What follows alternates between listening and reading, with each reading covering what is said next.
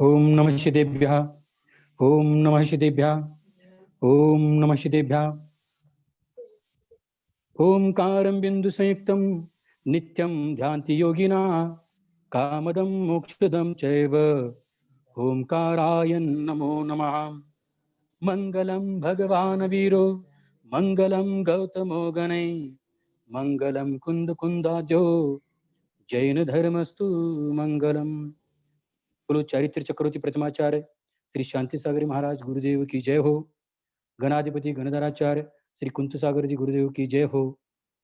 परम कृपालु दयालु वात्सल्य सिंधु परम पूज्य मम गुरु प्रद्यायोगी आचार्य श्री गुप्तनंद जी गुरुदेव के चरणों में त्रिशुद्धि पूर्वक त्रिवार नमस्तु नमस्तु करके मैं आज गर्भ संस्कार के बारे में उनका महत्व का परिचय देने के लिए उपस्थित हूँ।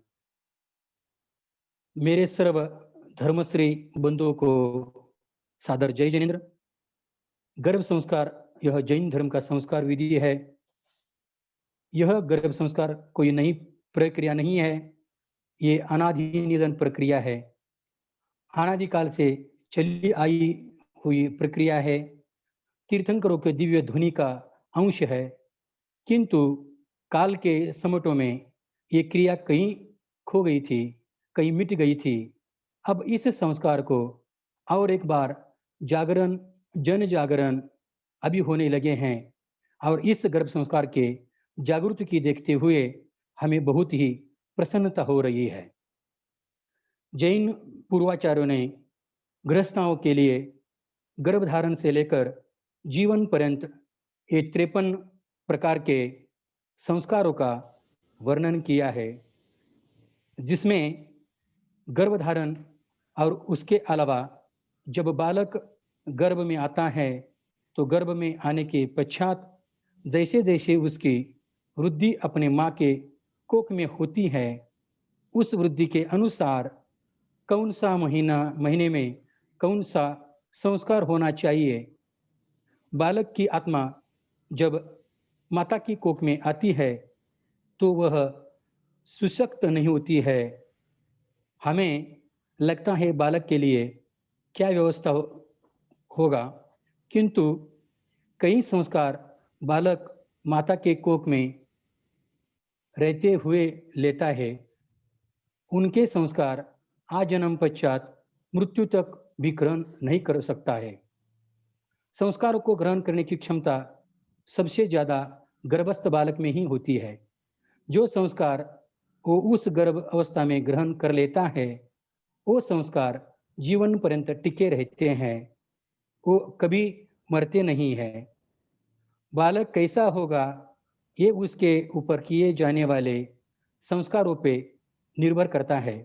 कई बालक कमजोर भाग्य को लेकर आते हैं, कई बालक बहुत ही मंद बुद्धि लेकर आते हैं, कई बालक पूर्वजन्म के कुसंस्कार अपने साथ लेकर आते हैं और वो लेकर के आने के पश्चात जब वो अपने माता के गर्भ में आता है तब वो अपने ही संस्कार अथवा कुसंस्कार के साथ बढ़ता है, बढ़ता है, बढ़ता है। यदि माता गर्भावस्था में दरमियान सुसंस्कार से गर्भ संस्कार नहीं ग्रहण करती हैं और गर्भ संस्कार के अनुरूप आचार विचार का पालन नहीं करती है, तो वह बालक, वह आत्मा पूर्व जन्म से लेकर के आया है, उसमें और ज्यादा वृद्धि ही होती है और उसके कुसंस्कार बढ़ने लगते हैं। इसलिए जैनाचार्यों ने पुरुषार्थ को महत्व देते हुए गर्भ संस्कार विधि का उल्लेख किया है। 3 महीने, 7 महीने, 5 महीने, 7 महीने और 9 मास गर्भवती महिलाओं के ऊपर गर्भ संस्कार करना ही चाहिए, ऐसा जैन शास्त्र आगम बोलते हैं। आज हमें नई पीढ़ी की वृद्धि के लिए एक संस्कारित महिलाओं के ऊपर गर्भ संस्कार करने की बहुत ही आवश्यकता है, क्योंकि ऐसे महिलाओं के कोख से ही आज तक महान युग पुरुष जैसे भगवान महावीर जी, कुंद आचार्य जी, उमा स्वामी आचार्य जी, पुष्पदंत आचार्य जी, मानतुंगाचार्य जी, जिनसेन आचार्य जी, भूतबली आचार्य जी, सोमसेन आचार्य जी, अकलंक आचार्य जी, पूज्यपाद आचार्य जी, अकंपना आचार्य जी, आचार्य शांति सागर जी, आचार्य विद्यानंदी जी, गणाधिपति गणधराज कुंतु सागर जी, आचार्य देवनंदी जी, प्रज्ञायोगी आचार्य गुप्तिनंदी जी, गुरुदेव जैसे युग पुरुष जन्म ले चुके हैं तथा प्रथम चंदन बाला ज्ञानमती माता जी, 63 शला का पुरुष अर्जुन के पुत्र अभिमन्यु और बहुत से युग पुरुष अपने देश के राष्ट्र के हित के लिए अपना प्राण त्याग करने वाला आज तक हुए हैं। ऐसे युग पुरुष का जन्म और कल्याण के लिए गर्भ संस्कार गर्भवती महिला के ऊपर गर्भाधान और गर्भ संस्कार के मुख्य संस्कार करना क्रम प्राप्त है। ऋषभसेन आचार्य आदि महापुराण में गर्भाधान संस्कार के समाधि मरण तक 16 संस्कार की सुंदर श्लोक की रचना की है। इसमें आधान क्रिया, प्रीति संस्कार, सुप्रीति संस्कार, धृति संस्कार और मोद संस्कार ये क्रिया क्रम से 3, 5, 7 और 9 मास में किए जाने वाले संस्कार होते हैं। उन गर्भवती महिलाओं के ऊपर गर्भ संस्कार करना ही चाहिए। आप विश्वास कीजिए, ये जो गर्भ संस्कार किए जाते हैं, ये संस्कार उस आत्मा के ऊपर गहरे तक पहुंचने के हैं और पहुंचने के बाद अपने साथ जो बालक कुसंस्कार लाया है, वो कुसंस्कार मिटने लगता है। कमजोर भाग्य जो होता है, लाया है, उसका भाग्य प्रबल इस संस्कार से ही होता है। इस संस्कारों के कारण बौद्धिक क्षमता बढ़ती लगती है और गर्भ अवस्था में ही अपनी बौद्धिक क्षमता को, अपनी शक्ति को जागरूक कर लेता है।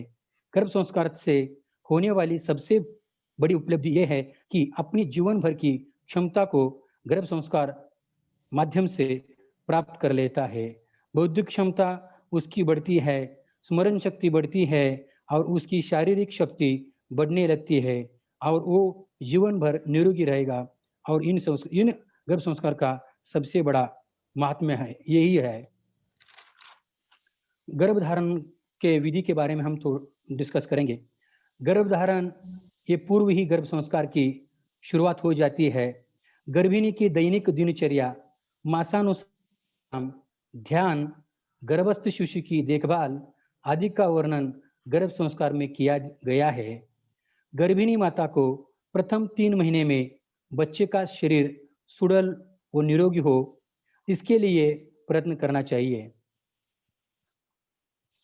तीसरे से 6ठे महीने में बच्चे की उत्कृष्ट मानसिकता के लिए प्रयत्न करना चाहिए। 6ठे से 9वें महीने में उत्कृष्ट बुद्धिमत्ता के लिए प्रयत्न करना चाहिए। और अब हम जाते हैं, ऐसा बनता है बच्चा खुश मिजाज।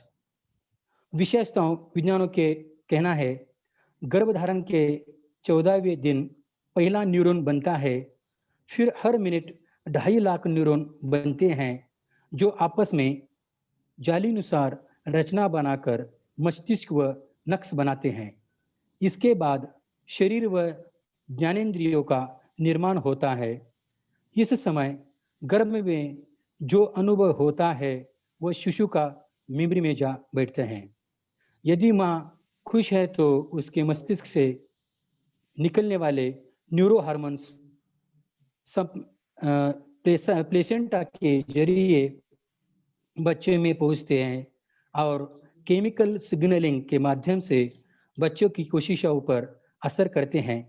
ये विशिष्ट न्यूरो हार्मोन्स साइगोट की सेंसिटिव कोशिकाओं को बढ़ाने को खुलकर विकसित करने में सहायता होती है, जिससे बच्चा का स्वभाव खुशमिजाज होता है। और इन संस्थाओं के माध्यम से क्षमता में बढ़ोतरी होती है। जैसे कि किसान भूमि में बीज बोता है और बोने के पश्चात जब बीज भूमि में होता है, किंतु संस्कार बाहर करना ही रहता है, जबकि वो बीज भूमि के अंदर ही रहता है और संस्कार किसान कर रहता है। मतलब पेड़ बड़ा होने के बाद संस्कार उस पर करना उचित नहीं। जब वो पेड़ फल देने के लायक होने के बाद उस पेड़ पर संस्कार करोगे, तब वो संस्कार कभी काम आने वाला नहीं है। जब भी बीज आया बोया जाता है, आज से उसके ऊपर संस्कार करना अनिवार्य होता है, आवश्यक होता है। इस प्रकार गर्भ संस्कार किया है। ये गर्भ संस्कार कोई प्रक्रिया नहीं है, अनादि निधन है, अनादिकाल से चली आई प्रक्रिया है। यही गर्भ संस्कार का महत्व है।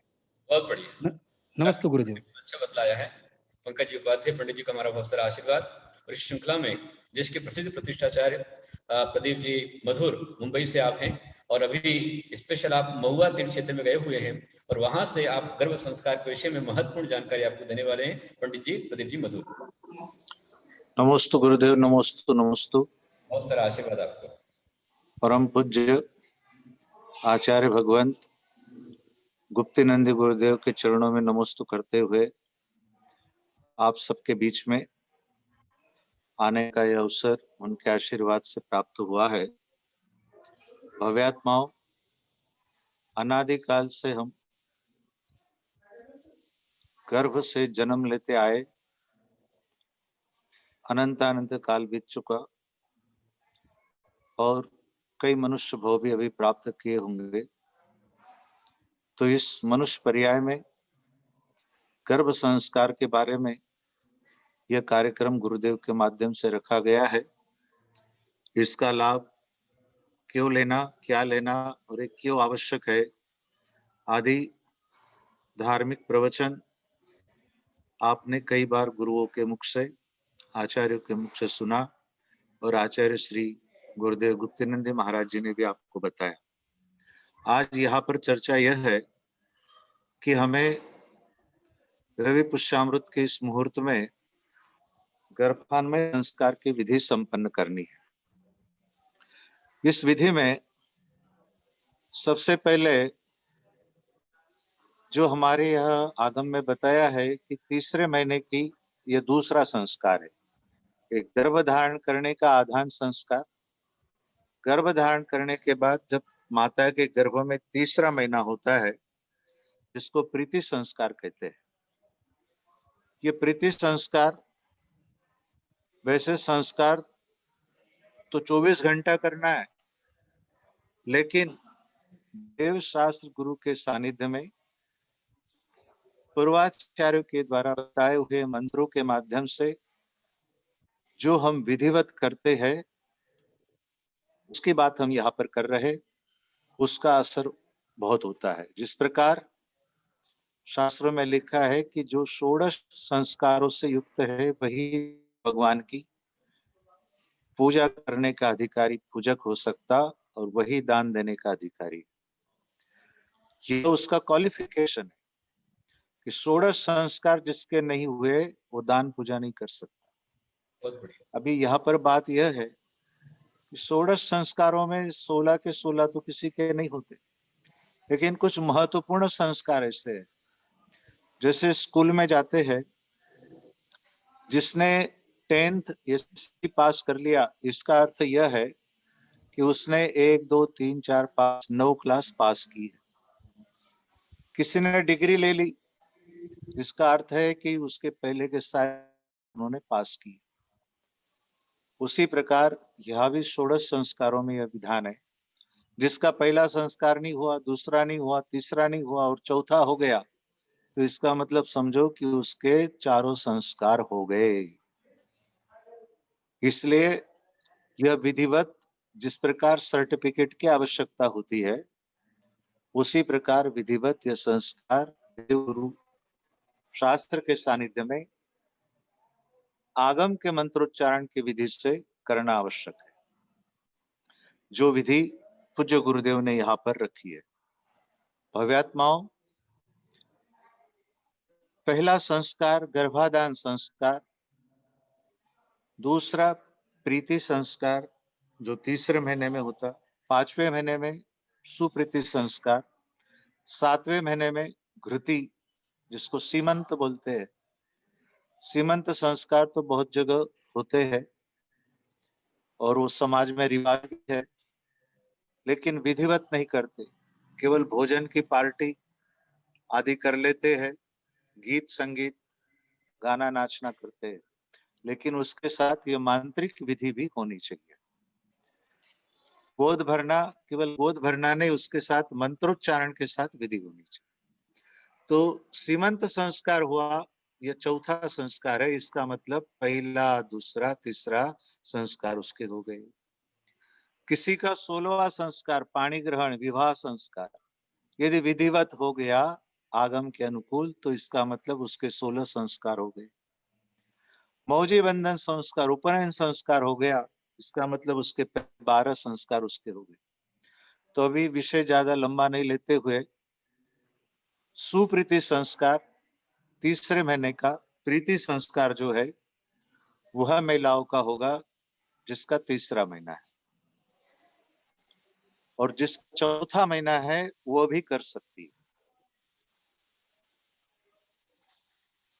उसके बाद पांचवा जो सुप्रीति संस्कार है, जिसका 5वां महीना है, उनको वो संस्कार करना है। छठे महीने वाले भी 5वां महीने का संस्कार कर सकती है, लेकिन चौथे महीने वाली 5वें महीने का संस्कार नहीं कर सकती।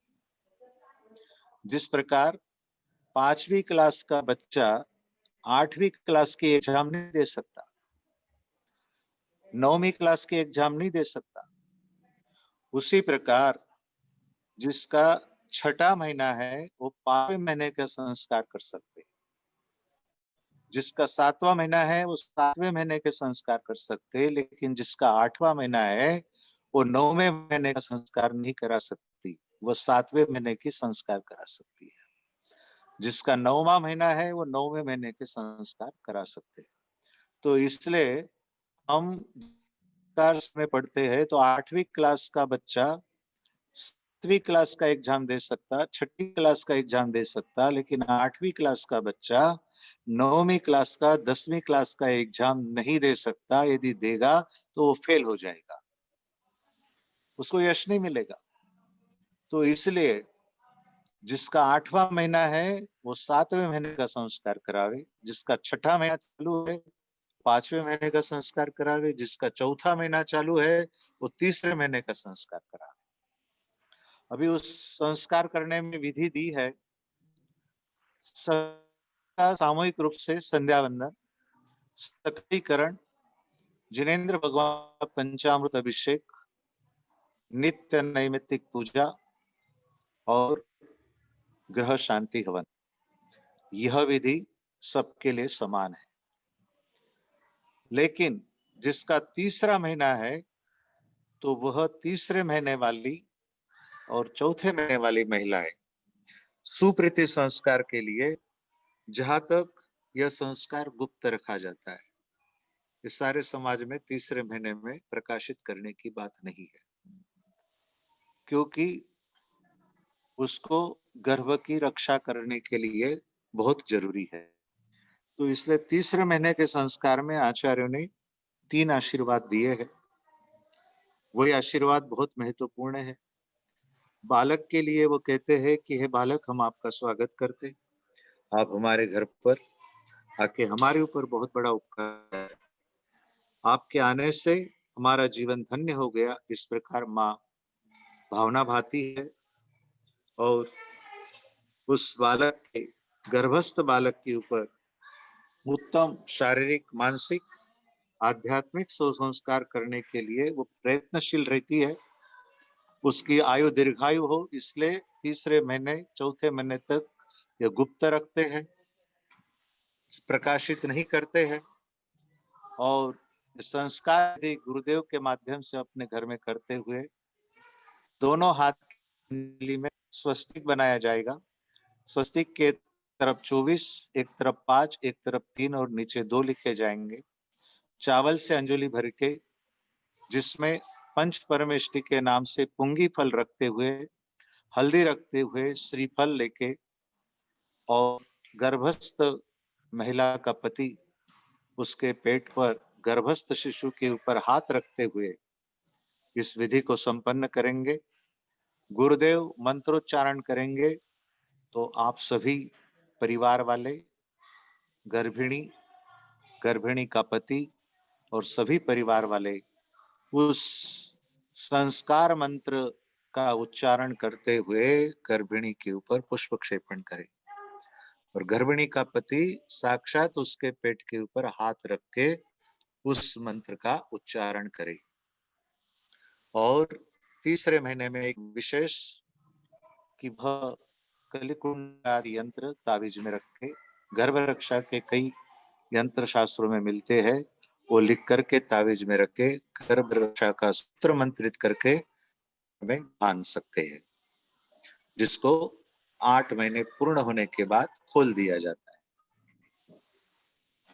और भी बात उस समय बताई जाएगी। 5वें महीने की सुप्ति संस्कार में 108 जौ के दाने की माला गर्भिणी का पति गर्भिणी के गले में पहनाता है और उसके लिए 5 आशीर्वाद आचार्य बोलते हैं, उसका उच्चारण करते हुए उनको आशीर्वाद देते हैं और आंखों में काजल डालते हैं। 5 महीने के बाद पद्म पुराण पढ़ना चाहिए, आदि पुराण पढ़ना चाहिए, क्योंकि वह बालक सब सुनता है। 5वें महीने से पद्म पुराण चालू करने से सारी कथा वो गर्भ में सुन सकता है। आप घंटी बजाते अभिषेक के समय तो वह भी वो बालक सुनता है। तो अभिषेक करना चाहिए, अभिषेक देखना चाहिए। उसके बाद 7वें महीने का सीमंत संस्कार हमारे समाज में इसका रिवाज है। इस संस्कार में 7 आशीर्वाद आचार्यों ने यहाँ पर बताए हैं और 7 आशीर्वाद के बाद उम्र छाल का चूर्ण पेट पर रखते हुए गर्भिणी का पति उसे आशीर्वाद देवे और सुवर्ण सौभाग्यवती के द्वारा उसकी गोद भरी जाती है। सुवर्ण सौभाग्यवती जिसके माता पिता सास ससुर जीवित है और कोई संतान मरण को प्राप्त नहीं हुई, ऐसे सुवर्ण सौभाग्यवती उस गर्भिणी के महिला में के सिर में सिंदूर लगाते हुए, तेल लगाते हुए शमी वृक्ष की छाल द्वारा गर्भिणी के शरीर के बालों में भांग निकालती है। हर एक विधि में जो मंत्र आचार्य श्री देंगे उसका उच्चारण करते हुए पुष्प क्षेपण करना, गर्भिणी का पति उसके पेट पर हाथ रखते हुए आशीर्वाद देंगे।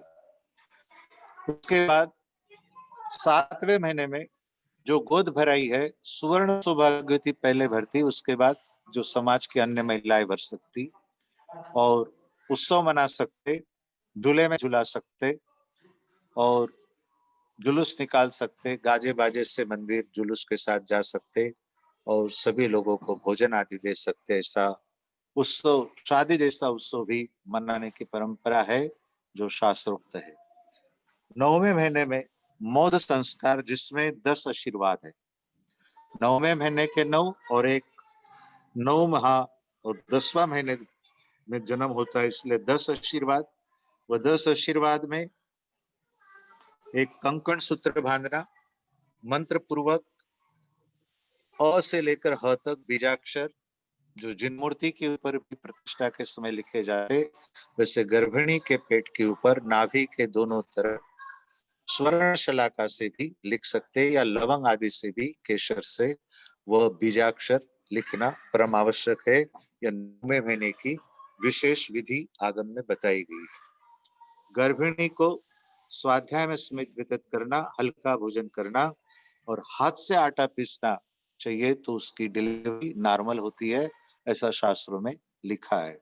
आजकल लोग भी उस प्रकार की एक्सरसाइज आदि कराते हैं। बहुत सारी बातें हैं, इतना समय नहीं है हमारे पास। विशेष यह भी चारों प्रकार 3रे, 5वें, 7वें और 9वें महीने में महिलाएं करें। महिलाएं हरी साड़ी, हरी चूड़ी पहने, पति सफेद या पीले धोती दुपट्टा पहन करके दोनों पुष्प माला, नकली पुष्पों की माला नहीं, असली पुष्पों की माला दोनों पति पत्नी धारण करे और संध्या वंदन, सकलीकरण, भगवान का पंचामृत अभिषेक, हवन विधि यह करते हुए अंत में यह आशीर्वाद विधि मंत्रोच्चारण गुरुदेव करेंगे, उसके बाद वो मंत्रोच्चारण आपको करना है और गर्भिणी के गर्भस्थ शिशु को आशीर्वाद प्रदान करना। इस प्रकार की यह शास्त्रोक्त विधि 8 तारीख को रविवार को परम पूज्य गुरुदेव गुप्तिन महाराज जी ने रखी है और सभी गर्भस्थ महिलाएं अपने शिशु के ऊपर गुरुदेव के द्वारा दिए हुए मंत्रों का उच्चारण, मंत्र का उच्चारण विशेष हम रोज करते हैं, आप रोज माला फेरते हो, लेकिन विधि विधान सहित गुरुदेव के सानिध्य में, देव शास्त्र गुरु के सानिध्य में सकल संध्या वंदन अभिषेक हवन करते हुए उस मंत्र का जो उच्चारण किया जाता है वह बात विशेष मायना रखती है। प्रतिदिन हम एग्जाम देते हैं, टीचर हमको पढ़ाते समय प्रश्न करते, हम उसका जवाब देते, लेकिन 3 घंटे बैठ करके जो एग्जाम दिया जाता है बोर्ड के माध्यम से, उसी एग्जाम में जो हमको मार्क्स मिलते हैं उसी के द्वारा सर्टिफिकेट आता है। तो उसी प्रकार ये विधिवत देव शास्त्र गुरु के सानिध्य में आप संस्कार करेंगे तो यह संस्कार विशेष रूप से उस गर्भस्थ शिशु के लिए लागू हो सकते हैं। इसलिए आप ऐसा नहीं समझना कि भाई हम 24 घंटा संस्कार करते, 24 घंटा भगवान का नाम स्मरण करते, मंत्र जाप करते तो हम संस्कार कर ही रहे, तो इसमें क्या करने की जरूरत। तो इस प्रकार एग्जाम बोर्ड ने जो डिक्लेयर किया उस समय स्कूल में जाकर के उस सीट पर बैठ करके विधिवत एग्जाम देते हैं, फिर उसका जो रिजल्ट आता है उसी के लिए सर्टिफिकेट गवर्नमेंट प्रदान करती है। उसी प्रकार देव शास्त्र गुरु के निध में संध्या वंदन सकलीकरण एवं 3 चक्र शास्त्रों में आया है, तीर्थंकर चक्र, धर्म चक्र, छत्रत्रय, इनकी स्थापना और 3 अग्नि की स्थापना, उसके साक्षी में गुरु के द्वारा जो मंत्रोच्चारण पूर्वक संस्कार किया जाएगा वही संस्कार पूर्ण रूप से लागू होता है। इस बात को ध्यान में रखते हुए आप वह समय और उस समय गुरुदेव के मुख से निकले हुए आशीर्वाद के उच्चारण, इसको चूकना नहीं है। जय बोलो गुरुदेव आचार्य श्री गुप्तिनंदी महाराज जी की जय। बहुत बढ़िया। हमारे प्रतिष्ठाचार्य आचार्य पंडित जी मधुर जी ने बहुत अच्छे ढंग से जो उन्होंने शास्त्रों का अनुभव किया है, त्रैवर्णिकाचार आदि ग्रंथों को पढ़ा है, उसका सार यहाँ पर उन्होंने बताया है और संपूर्ण क्रियाओं को गर्भ से लेकर के, गर्भधारणा से लेकर के 9 माह तक में किसी को क्या संस्कार होना चाहिए, गर्भ संस्कार के समय क्या किया जाना चाहिए, सारी जानकारी आपने दी। और ये आज बताया कि मंत्र के बिना गर्भ संस्कार नहीं हो सकता है, गर्भ संस्कार के बिना बच्चा संस्कारित नहीं हो सकता है। और जिस गर्भस्थ जीव पर आचार्यों के, गुरुओं के आशीर्वाद मिलते हैं, प्रतिष्ठाचार्यों के मंत्रों का उच्चारण होता है और माता पिता दोनों मंत्र के संस्कार कराते हैं, वो बच्चा भाग्यशाली होता है। तो ये संस्कार इस भव में भी काम आते हैं और अगले भव के अंदर भी काम आते हैं। ये 16 संस्कार को विशेष महत्व बताया गया हुआ है, तो आप उसके महत्व को जाने। अभी कुछ लोगों की जिज्ञासाएं हैं कि जिन के यहाँ पर वो बेटी मतलब पीहर में है, प्रेग्नेंट है और पति ससुराल में है, दोनों साथ में नहीं है, ऐसी स्थिति में वो संस्कार कैसे कराए, उसकी समस्या है ये। हाँ, करवा सकते गुरुदेव। यदि पति नहीं है तो अभी पति कभी कभी घर पे कोई बात नहीं, विदेश भी जाते हैं, पहले व्यापार के लिए विदेश जाते थे, शास्त्रों में घटनाएं आती है। तो माता वहां पर उस प्रकार के भाव उसके मन में रहता है कि देखो तेरे पिताजी तो नहीं है लेकिन मैं तेरे लिए गर्भ संस्कार कर रही हूँ, ऐसे भाव उसके हमेशा रहते हैं। तो इसलिए वह अकेली इस विधि को करते हुए अपने बालक के ऊपर गर्भ संस्कार कर सकती है। जो आपने बताया कि गर्भवती माता और उसका पति वो पेट पर हाथ फेरता है, अब पेट पर हाथ फेरने के लिए यदि पति बाहर है तो क्या जो गर्भवती माता है उसकी माँ पेट पर हाथ फेर सकती है? हाँ, नानी फेर सकती गुरुदेव, फेर सकते हैं। हाँ माँ फेर सकती है, या और भी उसके जो रिश्तेदार है, जो उसका संरक्षण संवर्धन करने के लिए उसके पास में है, माँ है, सास है, बहन है, तो वह भी हाथ रख सकते। और हाथ नहीं भी रखा तो ऐसी कोई बात नहीं है, स्वयं माँ तो आशीर्वाद मंत्रोच्चारण गुरुदेव के साथ कर ही रही है, लेकिन उसकी सेवा करने वाली उसकी माँ, सास, जो भी उसके साथ है, वह भी हाथ रख सकती। और पति है वो हाथ रखता ही है, लेकिन बाकी लोगों के लिए भी हमने कहा कि वह भी पुष्प क्षेपण करते हुए आशीर्वाद मंत्रोच्चारण, जो लोग वहां आए हुए हैं 8-10 लोग, वह भी पुष्प क्षेपण करते हुए उस आशीर्वाद मंत्र का उच्चारण गुरुदेव के साथ करना चाहिए। बहुत अच्छी बात, बहुत बढ़िया। जैसे अब गुरुदेव ने बोल दिया इधर से कि उपनयन निष्क्रांति भागी भव, तो जितने लोग वहां है वो सभी बोलेंगे कि उपयम निष्क्रांति भागी भव, अर्थात सब उनको आशीर्वाद दे। जिस प्रकार शादी में जाते सभी लोग चावल डालते शुभ मंगलम, अर्थात सब लोगों ने अनुमोदना की है आशीर्वाद, उसी प्रकार सब लोगों ने वो आशीर्वाद की उस गर्भ शिशु के लिए शुभेच्छा की है, तो उसको इतने लोगों का आशीर्वाद मिलेगा गुरु के साथ। अब दूसरा प्रश्न ये है कि जिनके शादी होने काफी समय बाद से भी वह फलवती नहीं हो रही है, मतलब संतान नहीं हो रही है, तो वो क्या हाँ, करें? हाँ, उसको इस विधि में बैठना है, और इस विधि में पहले संध्या वंदन सकलीकरण अभिषेक होगा, हवन होगा, उसमें बैठना है। और जब ये संस्कार होंगे उस समय उसको अपने हाथ में फल लेकर के यह भावना भानी है कि मैं भी फलवती हूँ, और ये संस्कार जो होंगे वो उसको केवल सुनना है। बहुत बढ़िया। सुनना है कि मुझे भी ऐसे फल की प्राप्ति हो, मेरे कौन से ऐसे कर्मों का उदय है कि अभी तक मुझे फल की प्राप्ति नहीं हो रही, उस मेरे पापों का क्षालन हो। ऐसे भावना करते हुए यह जो विधि चलती रहेगी वो उसको श्रवण जरूर करना है बहुत और बढ़िया, पूजा विधि करनी है। बहुत अच्छी बात है, बहुत बढ़िया। हाँ गुरुदेव।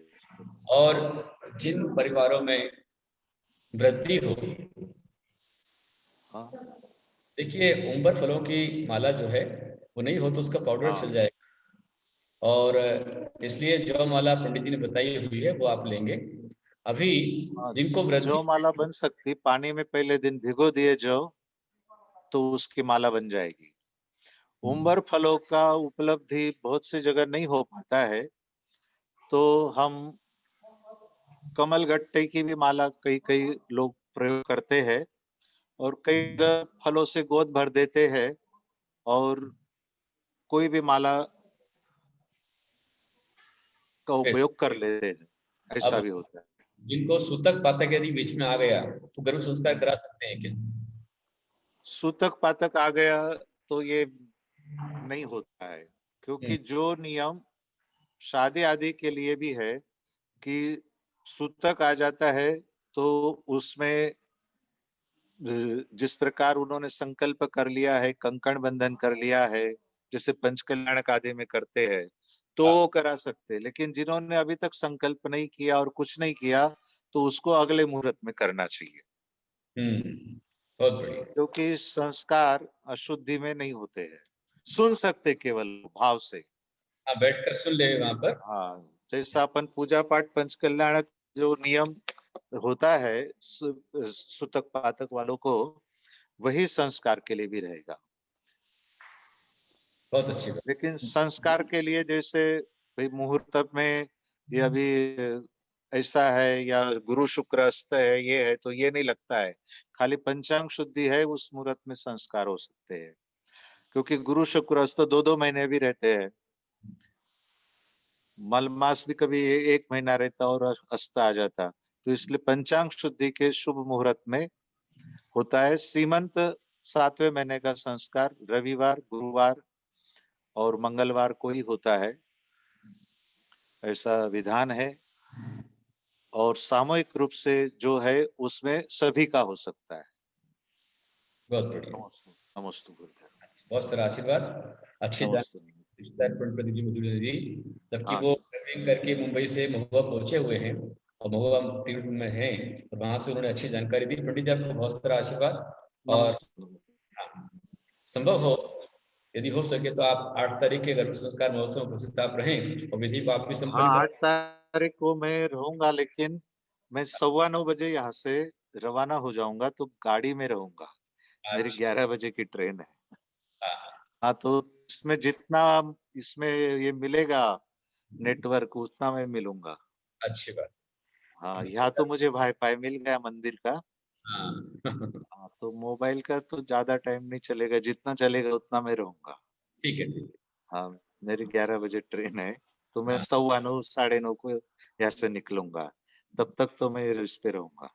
ठीक है, बहुत सारा आशीर्वाद। गुरुदेव।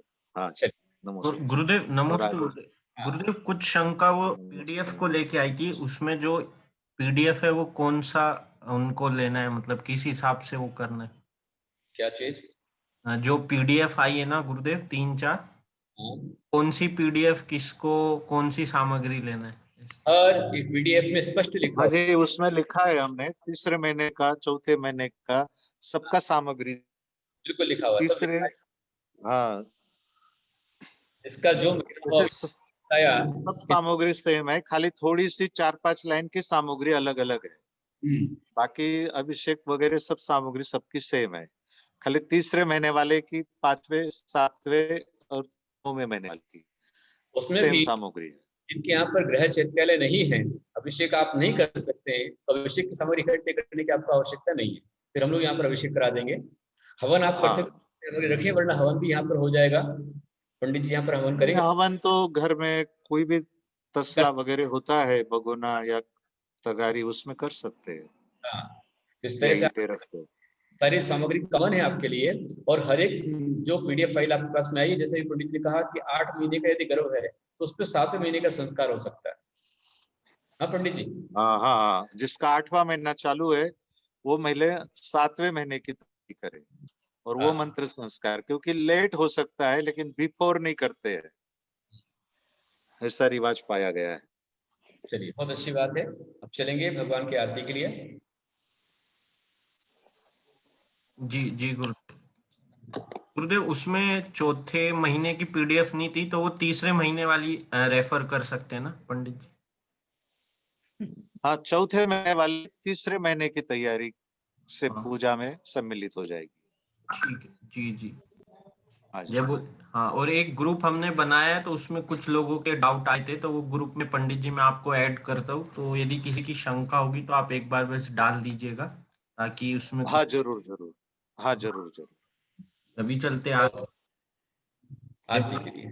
परम पूज्य प्रज्ञा योगी दिगंबर जैनाचार्य श्री गुप्तिनंदी जी गुरुदेव की जय। इच्छापूर्वक आदिनाथ भगवान की जय।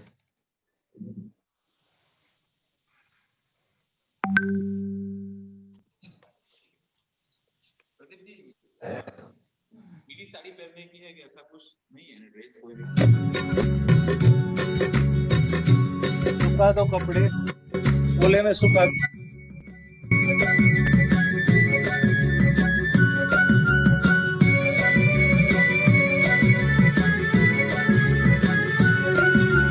चौबीसों प्रभुवर की हम सब आरती करने आए। चौबीसों प्रभुवर की हम सब आरती करने आए। दीपों की थाली लेकर हम झूमे नाचे गाए। बोलो 24 जिन की जय, बोलो तीर्थंकर की जय, बोलो 24 जिन की जय, बोलो तीर्थंकर की जय। चौबीसों प्रभुवर की हम सब आरती करने आए। दीपों की थाली लेकर हम झूमे नाचे गाए। बोलो 24 जिन की जय, बोलो तीर्थंकर की जय, बोलो 24 जिन की जय, बोलो तीर्थंकर की जय।